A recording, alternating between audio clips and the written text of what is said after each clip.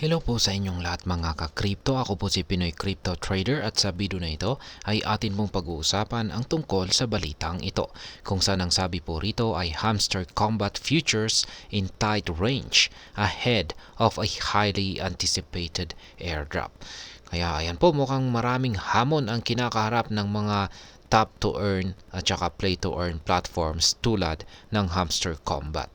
Ang pangunahing issue ay kung paano mapanatili ang engagement ng mga users kapag hindi maganda ang performance ng token. Kaya maraming mga halimbawa ng mga tokens na tumaas sa simula ngunit bumagsak din pagkatapos tulad po ng Notcoin, Pixelverse at Katizen. Ang mga move-to-earn platforms tulad naman ng Sweetcoin at saka Step-in ay nakaranas din ng malaking pagbaba sa kanilang market caps. Para sa Hamster Combat, mahalaga na makahanap sila ng paraan upang mapanatili ang interest at engagement ng kanilang mga users kahit na bumaba ang value ng kanilang token. Kung hindi, maaaring mangyari rin sa kanila ang nangyari sa ibang platforms na bumagsak ang value pagkatapos po ng initial hype. At ayan, bago po tayo magpatuloy, ay nais ko lamang po munang bigyang linaw ang aking disclaimer kung saan ang nilalaman po ng video na ito ay hindi po ito isang financial advice. For education and information purposes lamang po ang layunin nito. At ayan, ang sabi po rito ay ang Hamster Combat, ang kanyang pre-market futures ay nag-trade po sa loob ng isang masikip na range habang lumalaki ang anticipation para sa upcoming airdrop at kanyang exchange listings. Ang Hamster Combat token ay nagtitrade po sa presyong 0.011 nitong linggo, September 22, habang nagpapatuloy ang countdown sa airdrop. Bumaba ito ng higit sa 96% mula sa pinakamataas na punto nito ngayong taon. Hamster Combat Airdrop is coming. Yan ang price action na ito ay nangyayari habang naghahanda ang team ng Hamster Combat para sa airdrop, kung saan ay inaasahang magaganap po ito sa September 26. Naniniwala ang mga analyst na ito ay magiging isa sa pinakamalaking airdrops ngayong taon dahil sa kasikatan ng Hamster Combat. Yan, sa nakalipas po na ilang buwan, ang Tap to Earn platform ay nakahikayat po ito ng higit sa 300 million global users.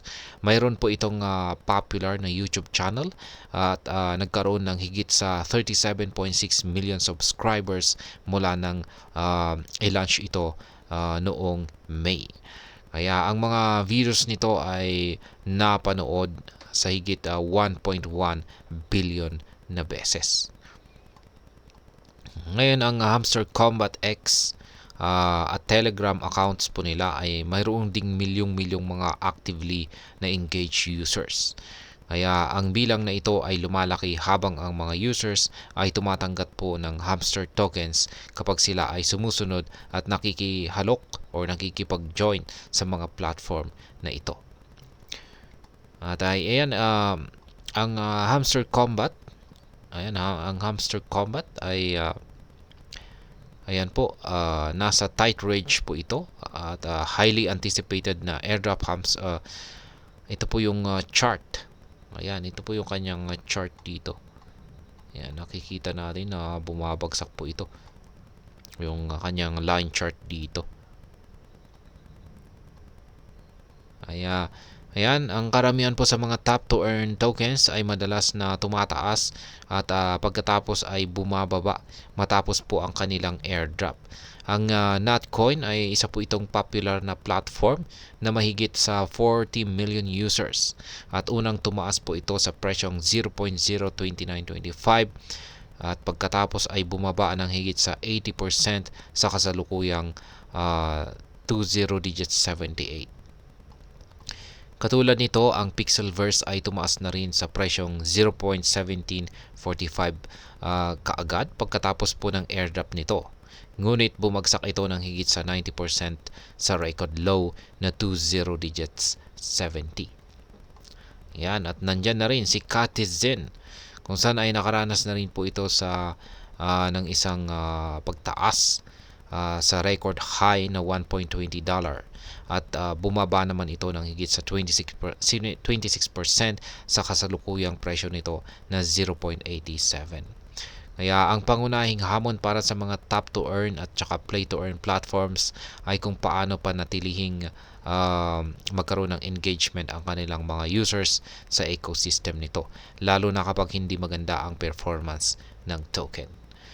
Kaya ayan ang ilan po sa mga pinakasikat na play to earn tokens tulad po ng Decentraland, Sandbox, Gala at saka Axie Infinity ay bumagsak ng malaki mula sa kanilang all-time highs habang bumababa ang bilang ng mga users sa kanilang ecosystem.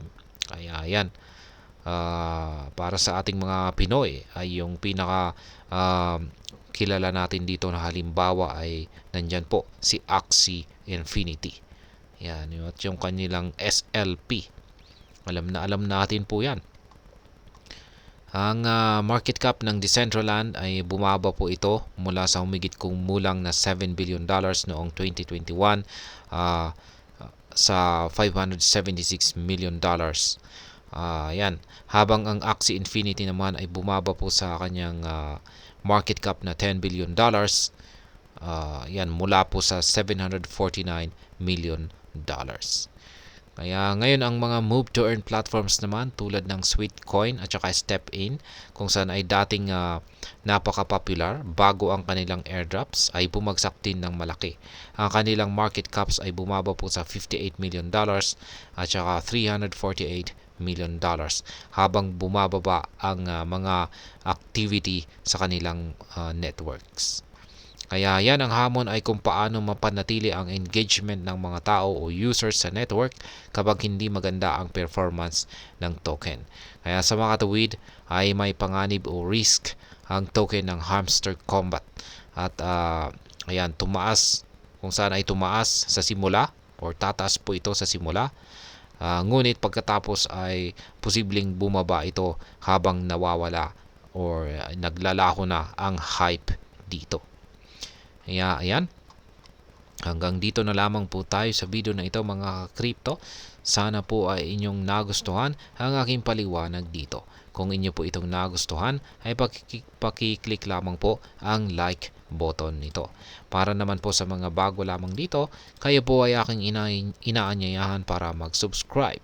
Pakiclick na rin po ang bell icon nito dahil ito po ang siyang magsisilbing notification nito sa mga bago kong videos na akin pong ina-upload sa aking YouTube channel na ito. Marami pong salamat sa panonood. Ingat po tayo lagi at God bless po sa ating lahat.